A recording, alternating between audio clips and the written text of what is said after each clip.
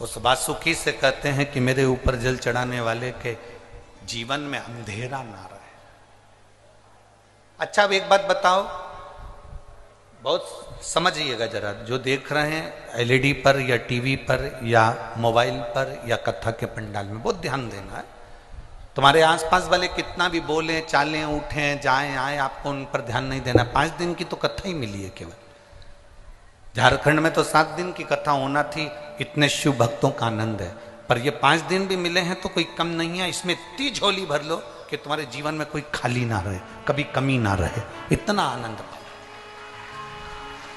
अब ये शिवलिंग है, समझिएगा, ये जलाधारी है, ठीक है, समझना है। ये शिवलिंग, ये जलाधारी और ये धारी। अब कई लोगों के मन में प्रश्न खड़ा होता है, कई लोगों के मन में एक भाव उत्पन्न होता है कि हमारे घर में जो शिवलिंग है, हमारे घर में जो शंकर भगवान का शिवलिंग है, क्या उस पर वासुकी नाग लगाना, सर्प लगाना जरूरी होता है क्या? हमारे घर के अंदर जो शिवलिंग है, हमारे घर में जो शंकर भगवान का शिवलिंग है, उस पे सांप लगाना, सर्प लगाना, वासुकी नाग लगाना जरूरी है क्या? तो बहुत सावधानी से समझिएगा कि जो शिवलिंग होता है, जो शिवलिंग होता है, उस शिवलिंग में भगवान शंकर स्वयं विराजमान है। तो उनके गले में अगर सर्प है तो शिवलिंग में आपरूप सर्प है। शंकर जी अगर रुद्राक्ष की माला पहने हैं तो शिवलिंग में वो रुद्राक्ष का बल है। शंकर जी बाघंबर पहने हैं, शिवलिंग में वो बाघंबर का अंश है। शिवलिंग गंगा धारण करे हैं तो शिवलिंग, भगवान शंकर गंगा धारण करे हैं तो शिवलिंग में वो गंगा का तत्व है। जरूरी नहीं कि तुम्हारे घर में जो शिवलिंग हो उस पे नाग हो। अगर है सर्प, कोई बात नहीं, रखे रहने दो। सर्प नहीं है तो कई लोग कहते हैं चांदी का सांप बनवा लेती हूँ, पीतल का सांप बनवा लेती हूँ। घर में मेरे शिवलिंग है, उस पे सांप नहीं है, मैं सांप रख देती हूँ, सर्प रख देती हूँ, वासुकी नाग रख देती हूँ ना। अगर है तो रखो।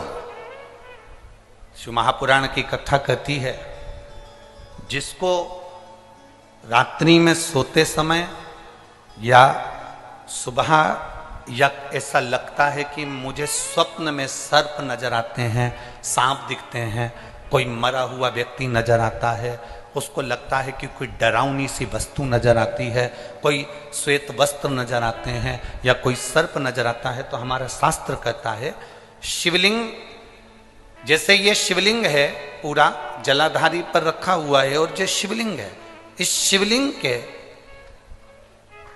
5 स्थान ऐसे नियुक्त कर लीजिए। कितने स्थान? 5। चंदन लीजिए, उस पे एक चावल का दाना, एक अक्षत, वो भी चंदन में गीला करा हुआ, पूरा चावल का दाना। 5 स्थान नियुक्त कर लो। एक स्थान ये कर लिया, हमने चंदन लगाया, उसमें चंदन का चावल का दाना लगाया।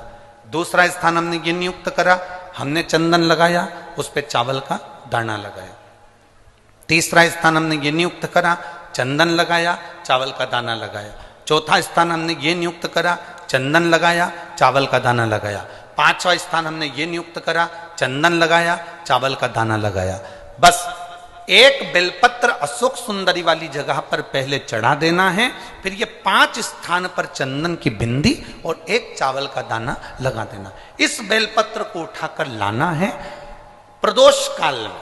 प्रदोष काल सूर्य जब जा रहा हो, चंद्र प्रवेश कर रहा हो, उसको प्रदोष काल कहा गया। उस प्रदोष काल में इस बेलपत्री को भगवान पतालेश्वर महादेव का नाम लेकर खा लेना है। कभी जिंदगी में तुम्हें सर्प का स्वप्न आ ही नहीं सकता और सर्प का भय नहीं हो सकता। यह पतालेश्वर है।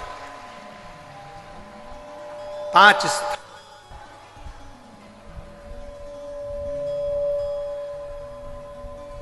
5 स्थान नियुक्त करिए।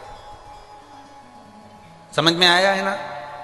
5 स्थान यदि हम नियुक्त करते हैं और 5 स्थान नियुक्त कर कर हम चंदन की बिंदी रखकर एक चंदन में भिड़ा हुआ चावल, चंदन में गीला किया हुआ चावल का एक दाना 5 स्थान पर यदि हम लगाकर एक बेलपत्र पहले समर्पित कर कर उसको लगाकर फिर हम उस बेलपत्र का प्रदोष काल के समय पर भगवान पतालेश्वर का स्मरण कर कर उसको पा लेते हैं तो हमें फिर स्वप्न में सर्प का भय नहीं रहता, हमें स्वप्न में सर्प दिखाई नहीं देता,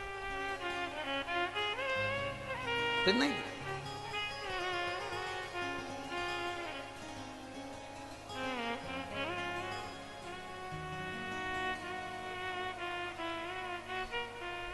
महाराज